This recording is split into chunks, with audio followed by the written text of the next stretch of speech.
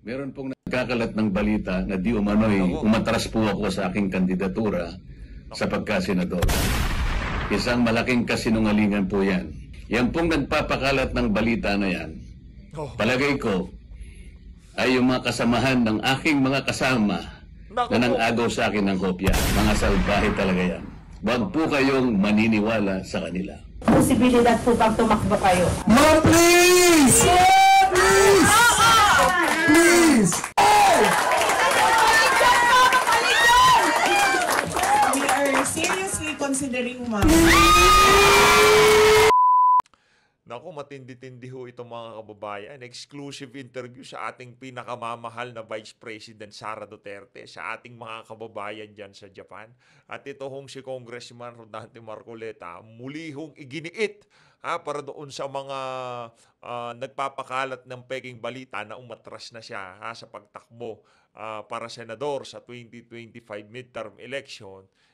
Parang kilala ho natin kung sino-sino yung mga yan. Binigyan na ho tayo ng clue, baka tauhan ho ng mga nang-aagaw ng hopya sa kanya dyan sa House of Representatives. Pero bago ho yan mga kababayan, isang like at isang subscribe. Masaya lang ho tayo dyan sa mga gusto sumali sa ating community. Alam nyo na ho gagawin dyan mga kababayan.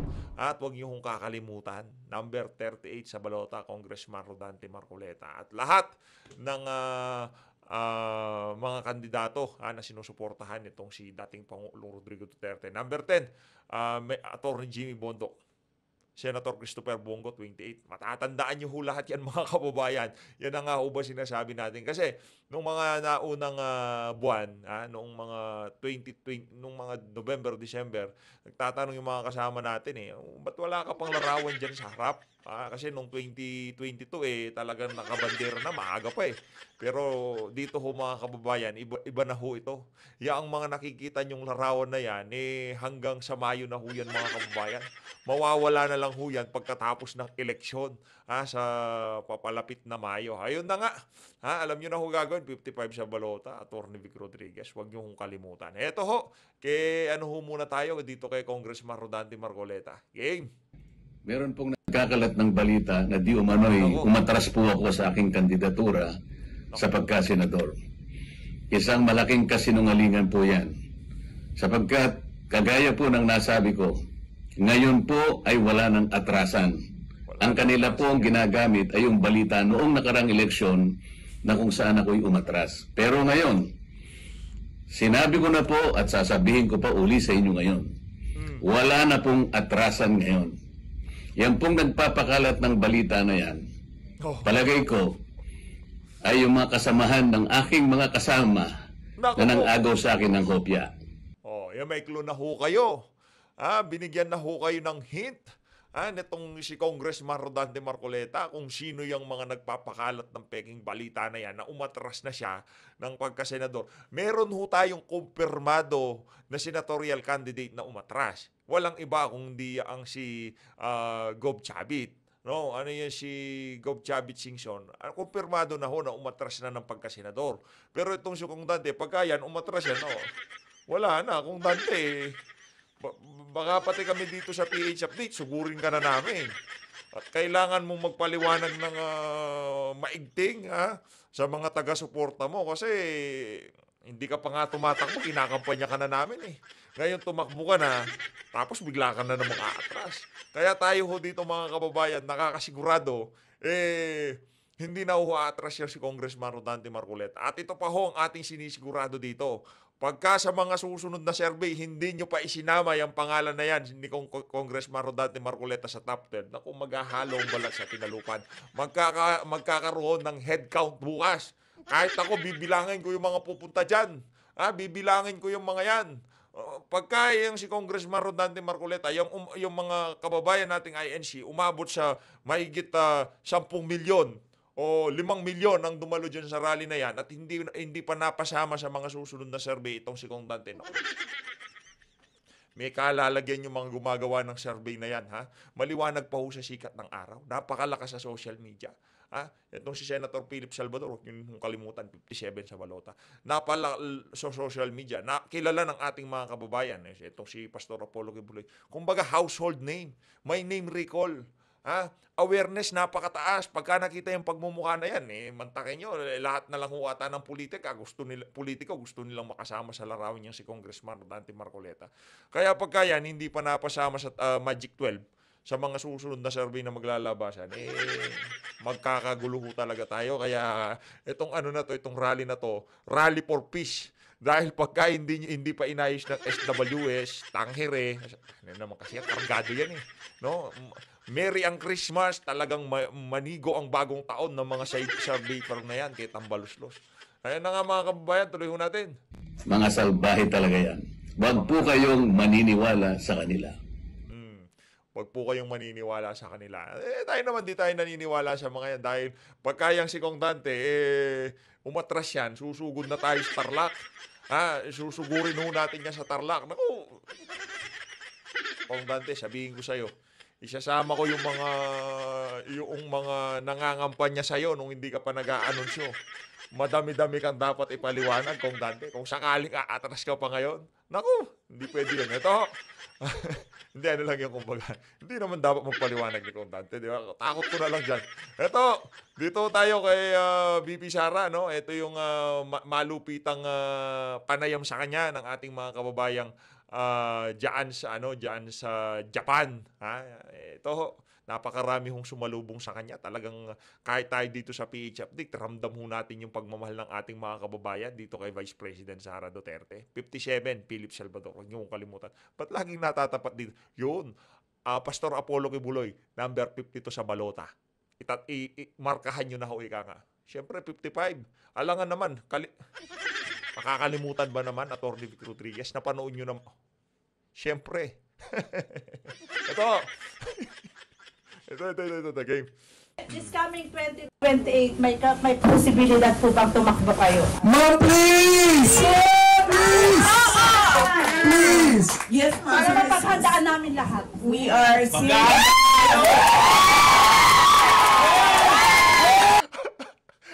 Hindi ko malaman sa pagmumukha nitong si VP Sara. Yung baraha ko, ginaganito ko. Ba't nyo naman ako... Like and subscribe po tayo. Meron hong timeline si VP Sara. Sinabi naman niya, pagka matatapos na ang 6 years na panunungkulan nila, mag-a-anunsyo yan. Kung tatakbo man siya o hindi siya tatakbo, abangan na lang ho natin. Pero tayo dito sa PH Update, talagang makikipagbalagbagan ho tayo dyan kay VP Sara. Yun ang sigurado. Makikipagbalagbagan ho tayo sa kanya. Tuloy. We are seriously considering, ma'am.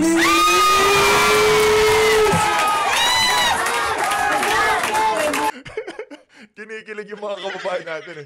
We are seriously considering, ma'am. Parang kinurot yung mga puwet Sino ba naman ang hindi kikiligin? Isa din ho sa pangarap nating makadaupang palad, yung ating napakaganda, napakagaling, at napakahusay na Vice President Sara Duterte. Isa ho yan talaga sa kumbaga, pangarap ho natin makadaupang palad yan, no? Pangarap po natin. Isa sa mga natin, pangarap natin yan. Dito sa dito sa space na to ng pagiging political vlogger natin. Tumutuloy yung Yes! Mama, awa ka! Hindi siya pwede Yes, I really believe that our country will be great. And I really believe Sarap pagka nanggagaling sa Duterte, yung mga ganyang klaseng litanya, napakasarap hong pakinggan, no? Kasi marami din sa mga kababayan natin dito sa PH Update at sa mga nasa social media. Tila bagang, kumbaga, nawawalan na ho ng pag-asa. Dahil yung nakikita nila sa karsada, presyo ng mga pangunahing bilihin, parang wala hong direksyon ang ating bansa ngayong mga panahon na to. Kaya itong mga comforting word na yan ni VP Sara, lumalakas ho yung ating loob na meron pa ho talagang pag-asa ang Pilipinas. No? Pagka yan naging presidente, nako. Ang laki ng mga problema nyo. Kaya gusto siyang i-impeach. Alam nyo kung bakit? Dahil pagka yan naupo, maraming makukulong. Alam ho nila, alam ho ng mga congressman, alam ho ng mga bangag sa Malacanang, pagka yan naupo, naku, galit sa adik yan.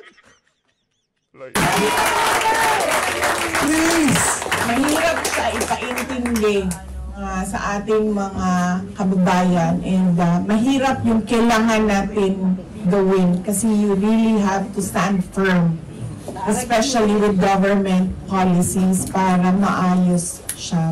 Pero paniwala ko, kung magkaisa lang yung mga tao, alam natin kung saan tayo papunta, maggagawa ng ating bayan. Yes, ma'am, isa din yan sa kailangan bantayan ng mga kandidato. This coming 2028, may Putol-putol ho kasi itong interview niya na to. Kumbaga, ini-skip-skip na lang ho natin. Tuloy. So, pinaliit namin yung mga projects and programs namin. Noong una, last December, nag-planning kami. Sabi ko, lahat ng ating mga projects nandiyan pa rin, pero babaan na lang natin yung beneficiaries.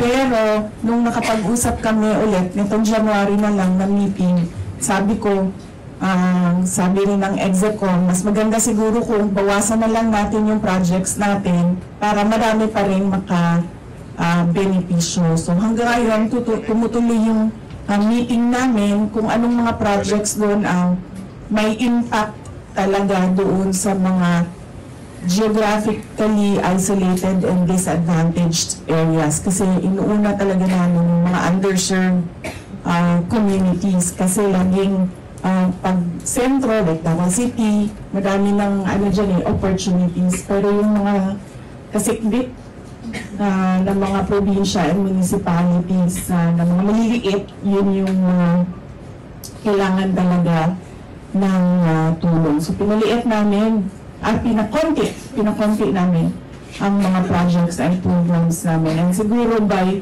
mid-February, ready na kami ulit na mag-roll out ng mga projects and programs sa Office of the Vice President. Palakpakan natin itong si VP Sara Pambihilan. Napakahusay ho. Talagang yung kanyang slogan na tapang at malasakit, nandyan Nandyan ho, nakikita ho natin napakahusay ho talaga nitong si Vice President, no. Talagang yung pagtulong ho talaga, no, pag sinusubukan ho niyang iangat kahit na Vice Presidente, limitado ang budget, ginagawa ho niya ang kanyang makakaya para makapaghatid ng pangmatagalang pagbabago doon sa mga matutulungan ng Office of the Vice President. At dahil dyan, meron ng palakpak at meron pang matikas na saludo itong ating napakagandang Vice President Sara Duterte. Ganyan ho talaga pagka hindi nagbibisyo. No, ganyan yung mga hindi nagbibisyo. Tignan nyo, magkakakutis yan tignan nyo ho yung mga kandidato natin, magkakakutis. Magkakakutis kami. Di ba? Matitingkad ang kulay, hindi mapuputla, di kagaya ni Kokak, di ba? Yan, si Kong Dante, si Senator Philip, di ba? Hindi nagbibisyo pagka ganyan. Yan, si Rosie Chikpa. Pastor Kibuloy, Rosie Chikpa ho talaga. Tuloy. President. So tutuloy pa rin yung aming mga satellite offices, nandiyan pa rin. Meron kaming satellite office sa Isabela, satellite office sa Pangasinan, at sa Bicol Region, may satellite offices kami sa Bacolod, sa Cebu, sa Tacloban, sa Davao City, sa Butuan, Zamboanga City, and Cotabato City para sa Baon area. Kaya yung lagi kong naririnig sa mga kaibigan ko or sa mga kakilala, nangangamusta, yung iba nasi-stress pag nakikita nyo yung mga vlog sa YouTube, nag-aalala. Tapos nag-iisip kung kamusta ako, lagi mayroong nangangamusta sa akin. Okay lang ako kasi lumaki naman ako sa politika. 9 years old pa lang ako, mayor na yung father ko. At tuloy-tuloy yun, hindi natigil yun hanggang naging president siya. At kapag noon ganyan din ang politics sa Davao City. May siraan din, black propaganda din. Lagi sinasabi ng ni former President Rodrigo Duterte sa akin, ni Tatay Digong, lagi na sinasabi sa akin noon, ganun talaga ang politika. Dudumihan ka ng kalaban mo para magmukha siyang malinis. Sabi niya, they will always paint you black so that they will look white. So, yun talaga, paulit-ulit yan noon. Kasi ganun din yung labanan nila, girian nila noon nung contemporary niya sa Davao City politics, former Speaker Prospero Nogales. So, kaya hindi na ako nagtaka noong ganun ang Ano na ho talaga kumbaga itong si VP yung pandudurog sa kanya ano na wala ano ko na yan kumbaga kinalakhan ko na yan. Normal na sa amin yan, nakita ko na yan. Binder dandat ika nga, di ba? Naranasan ko na yan yung mga ganyang klaseng galawan. So, tuloy natin. Nagulat lang ako dahil masyado siyang maaga na nangyari. Na akala ko kasi trabaho, tapos pagdating ng 2027, kasi 1 year before election, politika naman na yun. Kasi yun na rin ang year ng filing of candidacy. Diba? Kapag kandidato ka na, doon na yung klarong politics na ang race. Kaya nagulat lang ako na maaga siya. Pero nung nakita namin na maaga siya, na din kami na parang, ay salamat, maaga siya dumating. At least alam na natin kung ano yung ano yung iniisip nila, ano yung gagawin nila, ano yung sinasabi nila. Kasi at least ngayon, may time tayo na mag-isip din kung ano yung kailangan natin gawin. Kasi alam niyo mga kababayan, di naman ho magiging ganyan ka-blooming, ganyan ka-aliwalas ang pagmumukha nitong si VP Sara kung wala ho siyang mga barahang hawak-hawak. Tayo ho ay naniniwala sa karakas na yan. Kaya wag ho kayong mangamba, wag ho kayong panghinaan ng loob. Magtiwala lang ho tayo sa wisdom nitong ating napakagandang Vice President Sara Duterte. Siguro yung mga kadahilanan na rin kung bakit hindi na nila pinaabot ng 2027 yung paninira dito kay VP. Kasi kung sakali hong pinatagal pa ho ni Tambaluslos, ang si Kokak, na hinayaan ho nilang makapagtrabaho itong Ali, baka hindi ho umabot yung 2028. Nakita ng sambayan ng Pilipino, iba palang kumamada tong si VP Sara. Palitan na natin yang si Bangag, yan na lang ipalit natin, di ba? Kasi ma-outshine ka talaga pagka hindi mo ginalingan. Itong si Bangag, ma-outshine ho siya ni BP pagka palemya-lemya siya, hindi niya ginalingan yung kanyang pagtatrabaho. Ito pa naman si BP, pagka binigyan mo ng pondo yan, talagang mapupunta yan doon sa mga dapat nilang kapuntahan. Yun ang sigurado ho natin. Hindi ho kurakot yang si BP Sara. Wala akong kilalang Duterteng kurakot. Yan ang masasabi ko. Wala ho akong kilalang Duterteng kurakot. Wala pa ho akong kilalang Duterte na maliban doon sa mga ipinapalabas ni Trililing, iba ho yun. Yung tipong normal na individual at talagang hindi malalim sa politika, naghain ng kasong korupsyon dito sa mga individual na to. Pero kasi yung mga politiko, pagka kinasuhan ka ng kapwa mo politiko, automatic mababahiran ka na na, politika lang yan. Diba? Ganun ang papasok sa utak ng mga miron na makakakita niyan. Pero pagka yan, ordinaryong Pilipino, sinuhulan mo, tumanggap ka ng kung ano-ano. Wala pa ho tayong nakitang ganun na ginawa ng mga Duterte. Kaya tayo kumpiyansa na yung si VP Sara, kumbaga, meron na hong timeline yan. Ngayong 2025, January.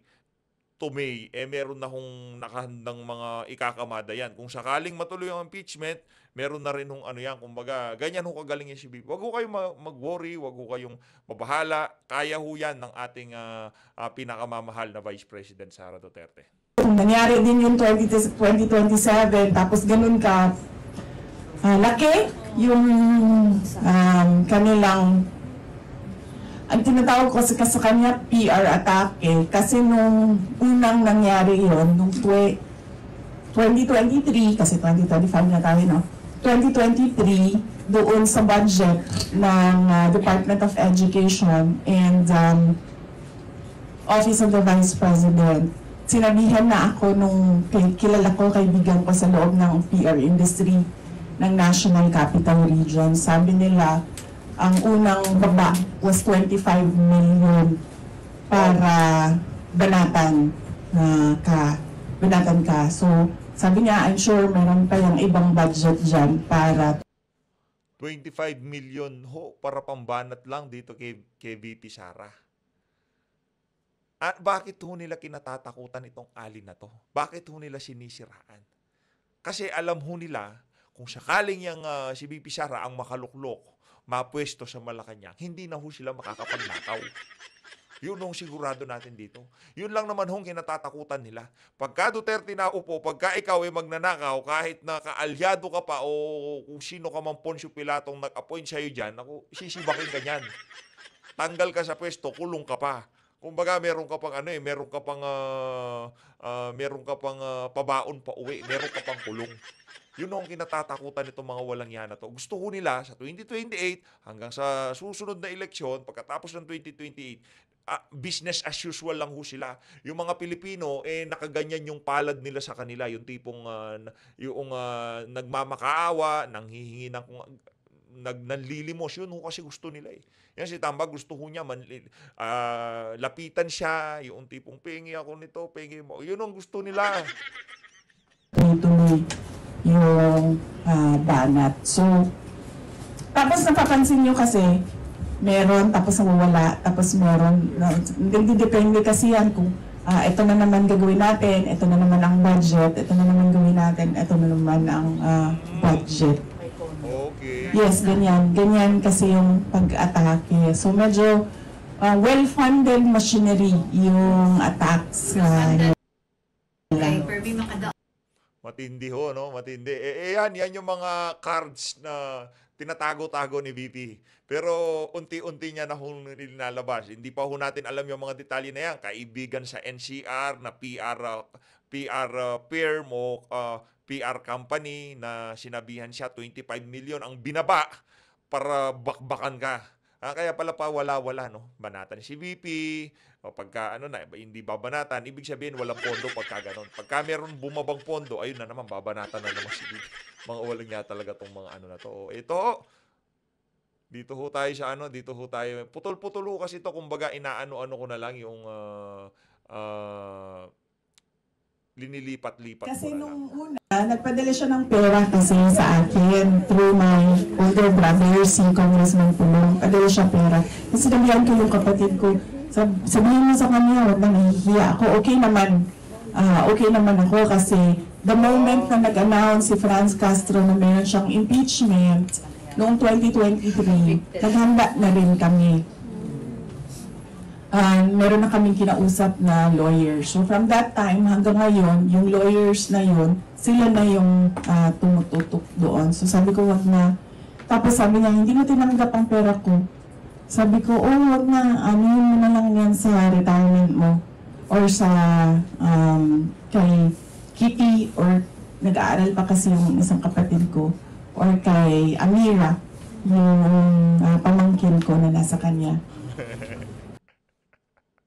Ang nagbigay na ho itong si dating Pangulong Rodrigo Duterte. Itong si PRRD na ho nagbigay ng pera. Ama niya na ho, pero tinanggihan niya. Ganon ho si Bibi. Anong pera niya? Bigay mo kay balik. No gift policy din ho siya, pati ganito kay Tatay Tigo. Hindi, apo ko na nasa kanya.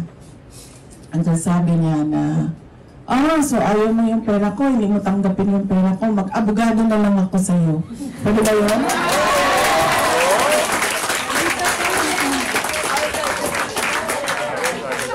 sabi ko, naisip ko, naalala ko, abogado nga pala ito.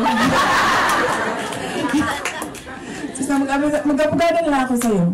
Sabi ko, syempre matanda na ba? 80 years old na. So ayaw mo na i-agitate yung matanda. So mainis. So sabi ko, okay. Sabi niya, hindi. Totoo, mag-abogado ako sa'yo. Sabi ko, okay nga, walang problema. Sabi ko, pero ka lang naman, di ba? Sabi niya, hindi. Ipapatawag ko si Franz Castro.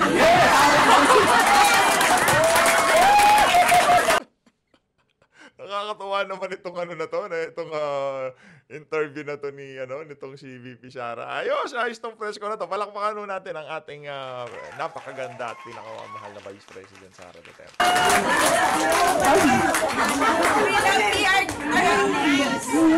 Iba talaga. Papatawag si ganito, papatawag ko si ganyan. Tapos sabi ko dun sa mga lawyers, sabi ko, mag-collaborating counsel daw. Sabi nila, sige, wala namang problema yan. Paghandaan lang natin, sabi ng mga lawyers. Tinuro naman, daghan yung kaay ka na ganing mga amigo. Abi ni mga amigo niyo mo pagka manili di ay. Tapos na-realize ko, ang meron lang akong realization, ma'am, na lahat pala ng politiko ay hindi mo kaibigan. Ang kaibigan mo lang talaga yung taong bayan.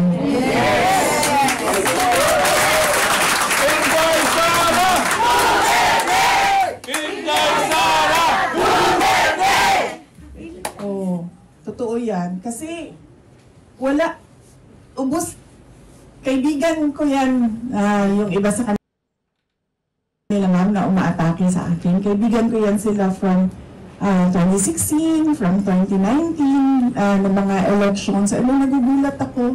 Yung isa pa nga, nag-sorry yung papa niya sa akin privately. Sabi niya, pasensya na.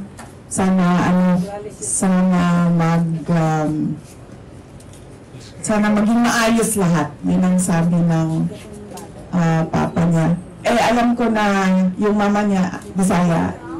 So, sinabihan ko din pero yung father niya, Tagalog, dating congressman.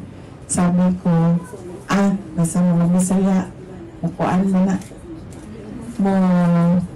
Laban na.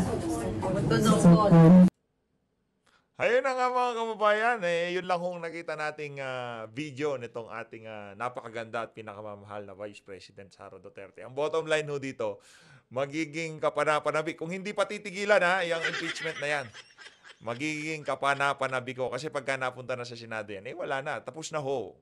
Sa ayaw sa gusto ng mga senador, kailangan nilang pakinggan yung mga isinampang impeachment complaint laban dito kay Vice President Sara Duterte. At makikita ho natin itong si dating Pangulong Rodrigo Duterte na ipapatawag niya yung mga nagbigay ng problema sa ating napakagandang VP, no? So Luis, maraming salamat to sa pagsama muli sa ating video na to. Mag-ingat po kayong lahat. Maraming salamat po sa pag-support sa PH Update. Malino natin ng Pilipinas. Maraming salamat mga kababayan.